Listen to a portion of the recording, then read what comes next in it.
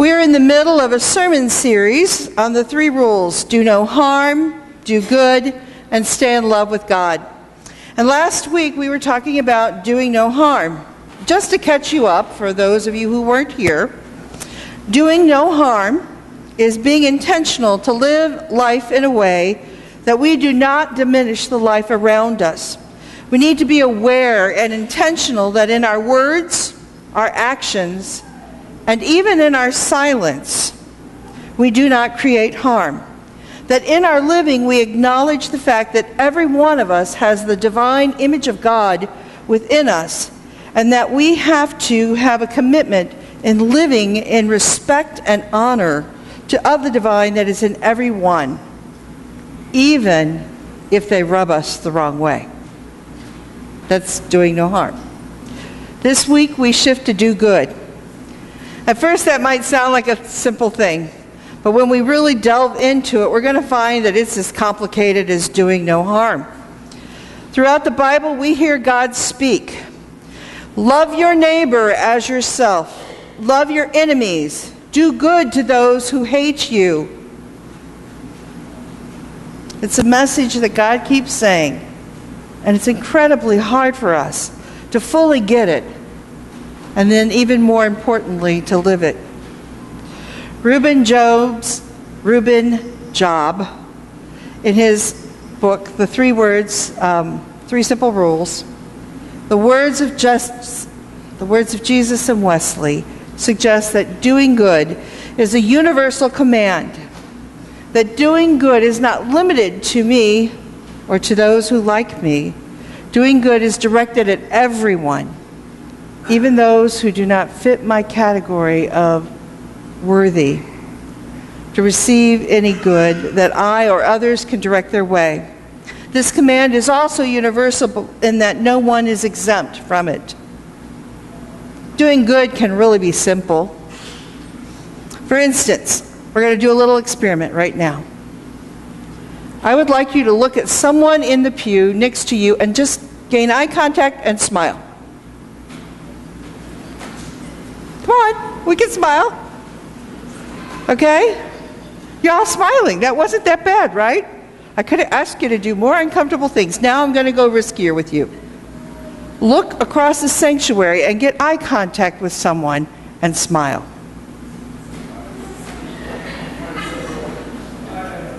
Okay? Now, didn't that feel good? And it was good for the person who received the smile, and it was good for the person who gave the smile, right? Doing good can be that simple. But think about the impact that you have if you do that simple thing of acknowledging someone by eye and by smile who often lives a life as invisible, or who lives a life as a social outcast. And yes, we still do social outcasts in this world.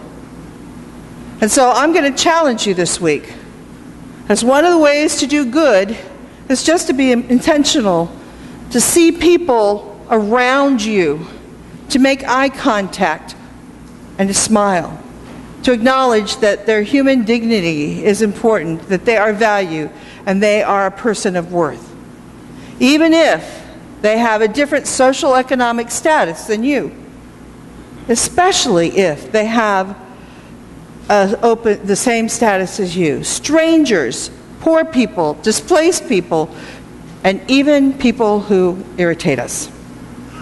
Yeah, those two. Smile at them. Doing good can be as simple as that. And by doing that simple act of smiling, it breaks down walls of isolation and loneliness, and you make a huge impact in this world. This is just the beginning, and as we become more aware of doing good, we have to realize that doing good means that people who irritate me and frustrate me, that we have to seek God's best for them, which means we have to pray for them. We have to listen to them. We actually have to hear them. We have to hear their pain. And we have to put aside our grudges, our biases, our wounds from them, so that we can hear their wounds And then we're called to advocate for them. That's scary, right? It's really scary. It means that we are to work with them to heal the wounds that still remain in them. We can't just write them off as being weird or a strange bird or any of those terms we want to use. It means that we are committed, we are called by doing good, that whether we like it or not, we are called to walk aside them. Doing good means we have to lay aside our grudges. It means that the words we use are to be used to unite us, not divide us. To find ways that we can find the gift of God in each of us, to unite us into one community and to one family. It means that we cannot be gossiping. We can't be tearing people down. We can't be judging. It means that we lay aside our own personal anger, which is really hard, to attend to the wounds of the person. And the beauty of that is when we lay aside our anger and we listen to the hurt in other people, we can experience healing as well. I can't explain how that happens. It just does. Doing good means that we are called to live out the Micah text. Seek justice, love kindness, and walk humbly with your God. When Andy was about 3, the garbage truck went by one morning. You know, the big, humongous garbage truck with the noisy garbage truck. And after it went by, he looked at me and he said, "When I grow up, I want to be a garbage truck driver." As every parent, not to disrespect that job, we would be in a world of hurt if we did not have people who were garbage truck drivers, right? But every parent kind of aspires for a little more. And just as I was wanting to insert a little judgment and bias and prejudice by trying to reshape what he had said he wanted to do, fortunately God stopped me. And I said, well, you can do whatever you want to do. Be whatever job you want to do, as long as you treat people with respect. And then I started on this long list. I think I had about 25 different things that, as long as he did these things, I didn't care what job it would be. And then finally I realized that it all was contained in seek justice, love kindness, and walk humbly with God. And that really boils doing good down to the ultimate point of that. If we're seeking justice for those around us, we're doing good. If we're living loving kindness, if we're trying to be kind and gentle in the world, we're doing good. And if we walk humbly with God, we're doing good. Here's another challenge for us. During fellowship today or after we leave church, try to greet a child. Jesus took the children and blessed them. Society did not even value them. The reason why you had children was they were supposed to take care of you when you were unable to take care of yourself. But they didn't value them for the gifts that they bring. And so I'm going to invite you as a community that we become intentional about blessing children in our community. So I'm inviting you to not just give them a trinket or a gift or whatever after church, but rather to talk with them, to make them feel included, to make them feel valued in our community, just like Jesus did.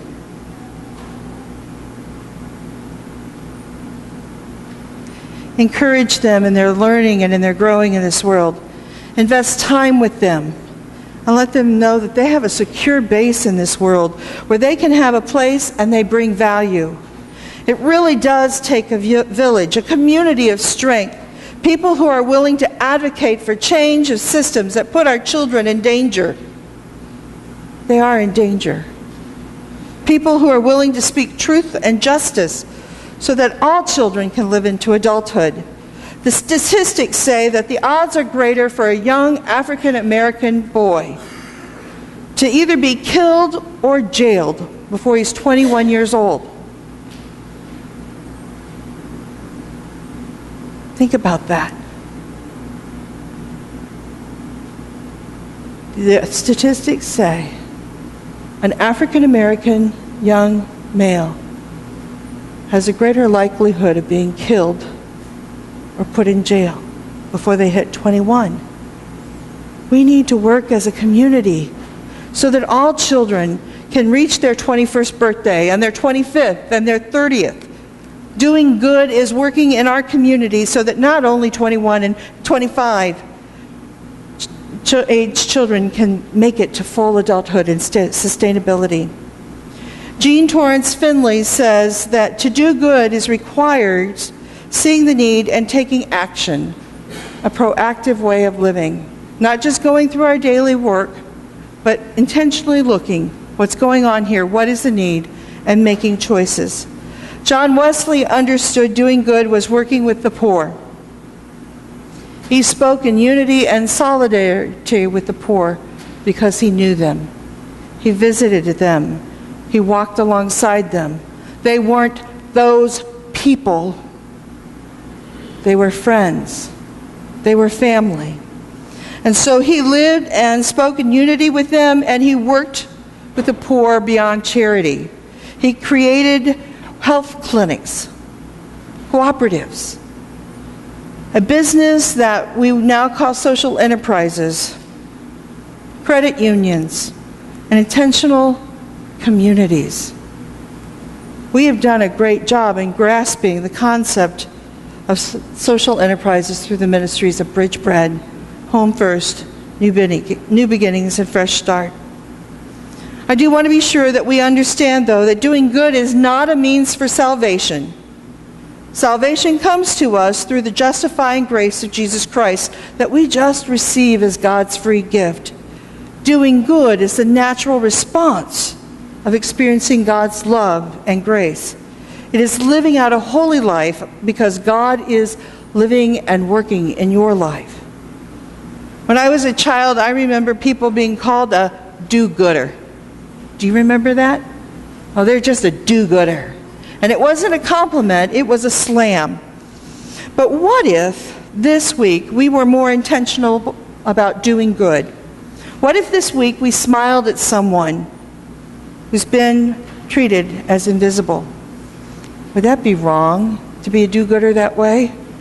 What if this week we took a moment to engage with a child and encourage them, to make them feel that they're valued and loved? Would that be so bad to be called a do-gooder for doing that?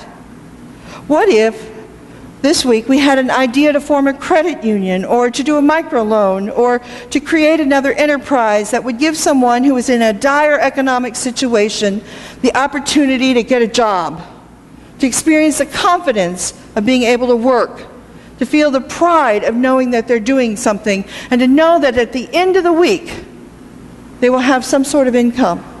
To know that at some point in time they're going to know where they're going to sleep tonight because they're going to have a home, a space. To know at some point they don't have to worry where their next meal is coming around.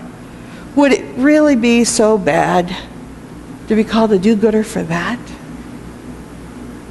Friends, the Methodists totally turned around England. They were able to avoid a revolution like the French country had. Wesley's last letter to William Wilberforce was encouraging him to continue to fight the end of slavery in England, and not to just stop at slavery in England, but to continue until it was done in the colonies. People who didn't have access to education were taught to read. People who didn't have jobs were taught skills that they could use to get a job. People who had an idea for business could get a microloan. If we are willing to live in a proactive way, to see the needs around us, to intentionally live in a way that we do no harm, to be willing to be known as a do-gooder of God, we too can be part of a transformation of our community and of our country for the glory of God. Let us pray.